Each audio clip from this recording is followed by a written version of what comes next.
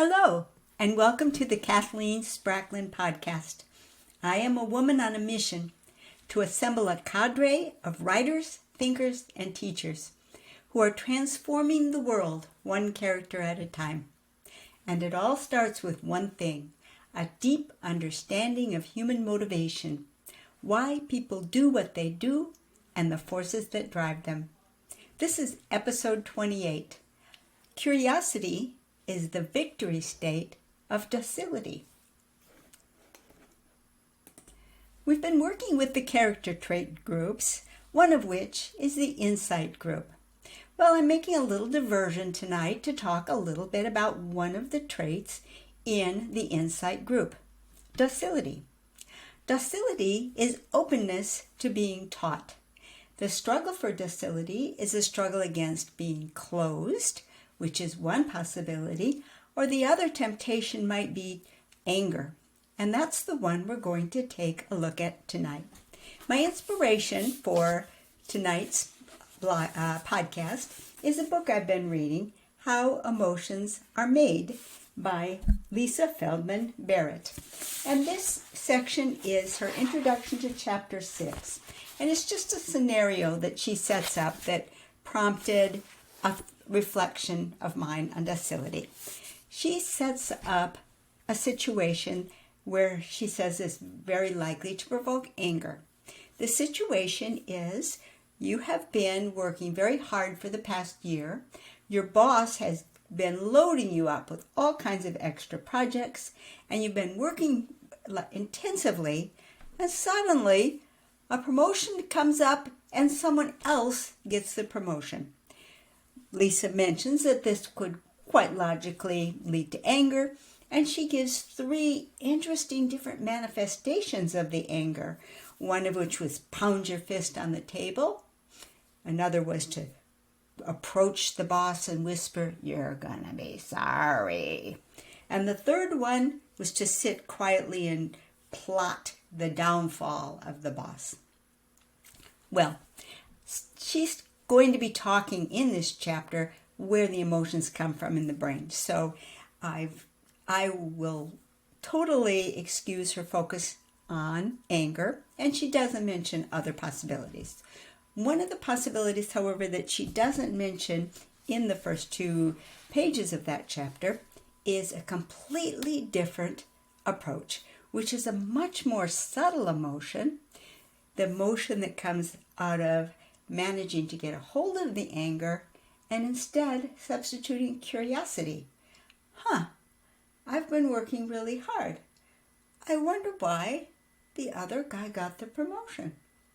And being ready to think that maybe there is an explanation other than the boss being a total jerk. So I came up with a scenario, and one of the fun things about fiction is that you can test out all kinds of different possibilities and find out as you explore them, does this seem believable? Does this seem plausible? So here is one of the scenarios that I came up with.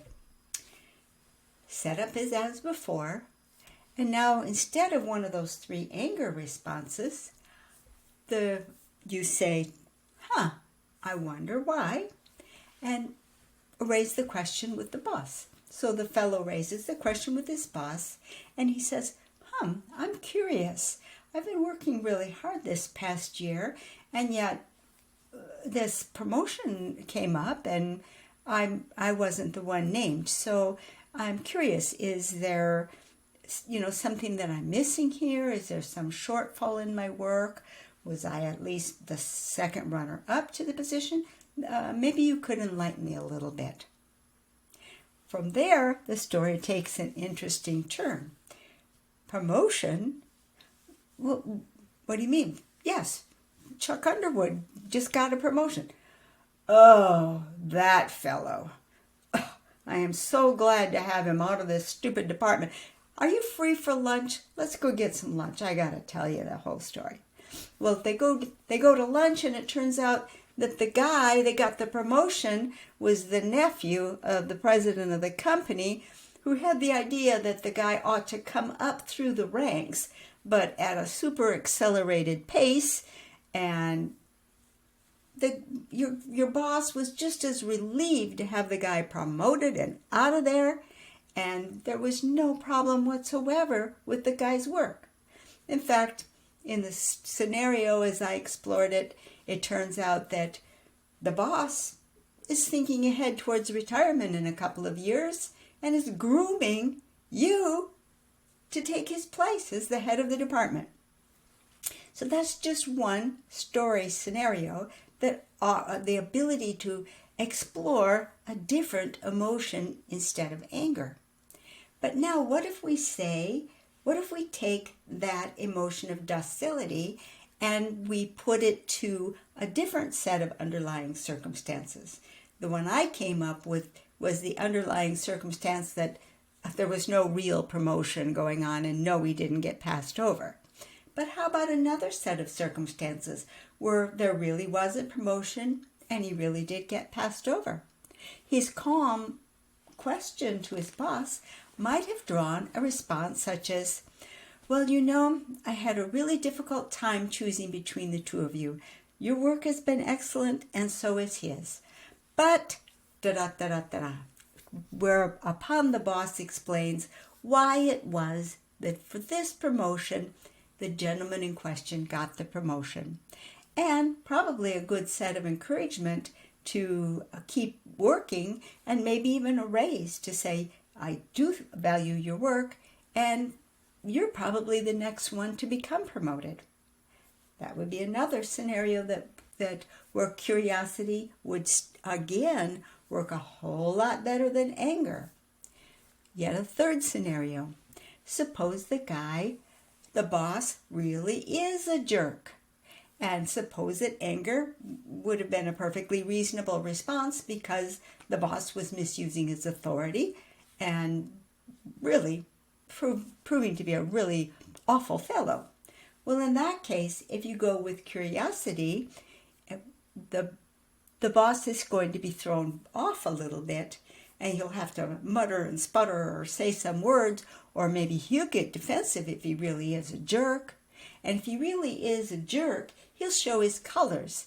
And then you could say, oh, well, I better get my resume cleaned up because that guy is a total jerk and there's no future for me in the company. But when you look at it, when you're done, again, that boss is still a potential person that a new position, when they check references, will be talking to that boss. And if that boss can cite how upset and threatening you became with your response to not getting the promotion, it might not work very well for you in your future job either. So that's the fun part of testing out different scenarios when you're a fiction writer, because you can try different facts behind the setup, and you can try out different reactions. And in each case, what you find out is that choosing the victory state in that triad of emotions led to the best possible outcome in all of the scenarios. So I'm very curious, of course, to find out in this book, well, how are emotions formed in the brain? I would love to know, because this is an area that is of great interest to me. But it's also interesting to me to see how the subtler emotions and choosing the victory side still wins out. So I hope you enjoyed this little diversion, and we will talk again tomorrow. Thanks. Bye-bye.